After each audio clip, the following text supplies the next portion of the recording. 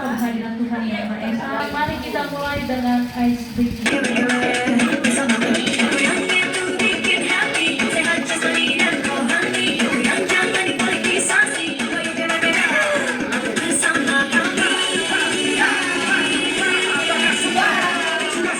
Jadi pengimbasan koding dan kecerdasan artifisial atau KKA.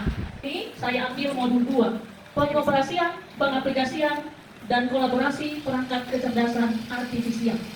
Tujuan pelatihannya ada 4 ini, ya. Bagaimana, dan topik utamanya adalah bagaimana kita boleh mengaplikasikan KKA. Oke, ini ada pertanyaan, apa itu kecerdasan artifisial atau KA? Coba bagikan apa yang ibu bapak ketahui KA. Kecerdasan buatan. Baik, jadi definisi kecerdasan artifisial menurut para pakar, ya, ini ada John M. McCarthy, ya, pada tahun 1956, ya, bapak ini dijuluki dengan bapak AI, ya. AI adalah ilmu dan rekayasa untuk membuat mesin cerdas, terutama program komputer cerdas. Ya, kemudian ada juga yang lain, Rick 1983, kemudian ada IBM tahun 2020, pemimpin global dalam teknologi AI. Mari kita mengenai coding. Yang pertama, definisi, memahami dasar-dasar KA, kecerdasan artifisial, kemudian pengoperasian dan penerapan, kemudian karir di bidang KA. Apa saja karir di bidang KA? Dan selanjutnya kolaborasi dengan perangkat KA. Jadi ini dia definisi KA. Seiring berjalannya waktu, pengertian tentang KA terus mengalami perkembangan. Pertanyaan filosofis mengenai makna sejati dari kecerdasan dan sejauh mana mesin dapat dikatakan benar-benar cerdas. Ya, bagaimana mesin dikatakan benar-benar cerdas? Namun dalam praktiknya, KA mengacu pada sistem yang memungkinkan komputer belajar dari data, mengenal pola, serta membuat prediksi atau keputusan secara mandiri. Karakteristik KA, yang pertama, KA belajar dari data. KA bisa belajar dari data yang diberikan kepadanya. Semakin banyak data dimasukkan oleh manusia, maka semakin banyak ilmu KA. Yang kedua, KA mampu beradaptasi dan meningkatkan performanya. Jika KA awalnya sering melakukan kesalahan, ia bisa memperbaiki dirinya sendiri dengan belajar dari kesalahan tersebut. Jadi kita tidak murni percaya 100% dengan KA. Yang ketiga, KA bekerja dengan algoritma dan model prediktif. KA bekerja dengan aturan dan langkah-langkah matematis yang disebut algoritma. Yang keempat, KA mampu mengenali pola dan membuat keputusan secara otomatis. KA tidak hanya melihat data, tetapi juga menemukan pola yang tidak terlihat oleh manusia. Dari pola-pola ini, KA membantu mengambil keputusan secara otomatis. Kecerdasan artifisial versus manusia, manakah yang lebih baik? Di sini boleh kita lihat ada gambar manusia dengan robot, ya. Inilah dia perbedaannya. Kecerdasan artifisial tidak memiliki perasaan, hanya mengikuti instruksi. Sedangkan manusia bisa berpikir sendiri dan memiliki perasaan serta kreativitas untuk berinovasi dan menciptakan ide baru. Kemudian, KA belajar dari data dan program yang diberikan. Sedangkan manusia bisa belajar banyak hal yang berbeda dan beradaptasi dengan lingkungan melalui interaksi sosial. Kemudian, KA hanya memahami hal yang ada di dalam datanya. Sedangkan manusia bisa memahami konteks yang luas.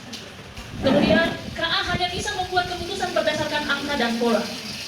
Dan manusia bisa membuat keputusan dengan pertimbangan emosi, nilai moral, dan etika. Pentingnya diperhatikan, KA tidak selalu benar. Ya, jadi banyak yang sudah terbiasa bahkan kecanduan dengan KA, lebih mengutamakan KA daripada analisis pikiran manusia. Jadi di sini jelas dikatakan KA tidak selalu benar. Jika KA diberi data yang salah atau tidak cukup banyak, maka prediksinya juga bisa salah. Oleh karena itu, semakin baik data yang digunakan untuk melatih KA, maka semakin akurat hasilnya. Pertama, kecerdasan artifisial ada data, algoritma, kemudian model KA, infrastruktur, antarmuka, dan keamanan. Prinsip kerja dari KA, yang pertama masukan. Yang baik itu melalui pertanyaan, perintah suara, seperti tadi yang dikatakan oleh Bu Linda. Boleh kita buat voice, apa yang mau kita tanyakan kepada KA. Kemudian berupa teks ataupun gambar. Setelah itu, maka data akan diproses, maka keluarlah hasilnya.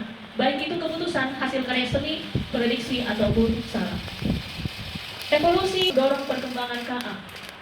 Ya, jadi era simbolik, KA awal berbasis aturan logika. Kemudian pembelajaran mesin, komputer belajar dari data. Dan sekarang deep learning, simulasi kerja otak manusia. Kecerdasan KA ada 3 subkategori dari kecerdasan KA. Boleh kita perhatikan di sini. IBM membagi KA menjadi 3 subkategori berdasarkan kemampuannya. Yang pertama ASI, di mana ASI ini paling tinggi, melampaui pikiran manusia.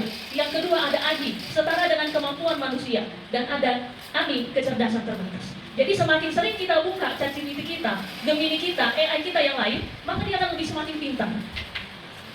Jadi tidak cukup sekali langsung ambil salin, tidak cukup. Perlu kita proses lagi datanya, sehingga dia lebih banyak mengambil data dan hasilnya lebih sempurna. Dari sini boleh kita lihat ada 3. Jangan sampai kita sering menggunakan yang level yang ketiga ini. Ya, jadi di sini dengan tingkatan ini boleh kita sering buka ChatGPT dan sejenisnya. Baik apapun itu boleh kita buka, kita latih supaya pada saat kita membuka yang lain hasilnya sudah lebih sempurna. Begitu kira-kira Bapak Ibu. Oke, kita lanjut. Kecerdasan artifisial berdasarkan fungsinya. Memori yang dirancang untuk tugas spesifik.